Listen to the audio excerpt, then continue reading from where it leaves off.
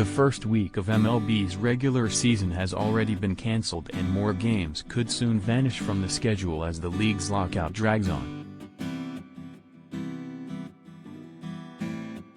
Asked on Monday on the YES Network about the possibility of losing the entire season, Yankees team president Randy Levine said, "I don't even want to think about that. That's a mind-boggling, horrid thought. Shame on all of us if it gets to that.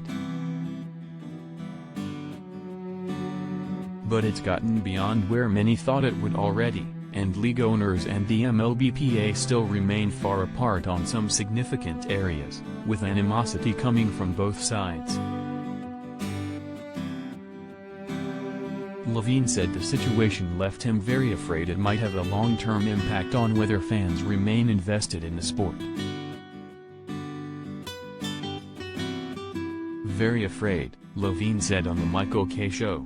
"I hope not, but if we continue with where we are, it could. That's what scares me. It keeps me up at night." Levine spoke with baseball in the midst of its first work stoppage in over 2 decades and the Owners and Players Association showing no signs of backing down, despite the loss of games. "It's embarrassing to be where we are," Levine said. Both sides took shots at the other following the most recent meeting on Sunday, and the competitive balance tax remains at the center of the dispute. "Forget blaming people or yelling at people or being mad at people," Levine said. "We need to get this done."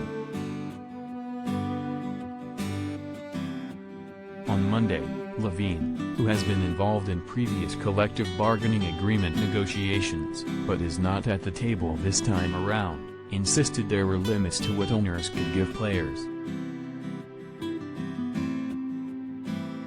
"There's not endless money out there," Levine said. "Any perception that there's endless money, especially after COVID, is just not true. And that's left a rift between the two sides regarding the CBT, which was at $210 million last season. In the most recent proposals, MLB offered $220 million for the first tier of the CBT for the upcoming season, and the MLBPA is at $238 million, with the gap widening through the length of the CBA.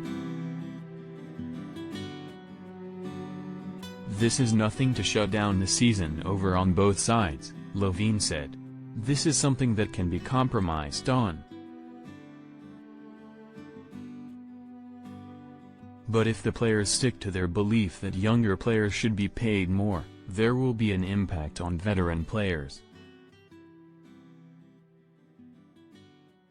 If you give money from the pot to the younger players, there may be less money for older players," Levine said. "From the union side, they have to measure all of the various constituencies and do what is practical."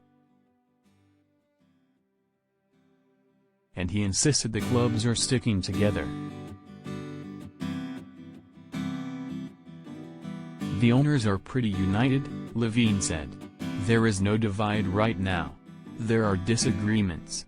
Everyone on our side needs to understand they have to compromise in order to negotiate. Nobody said with the thresholds that there's not gonna be any movement."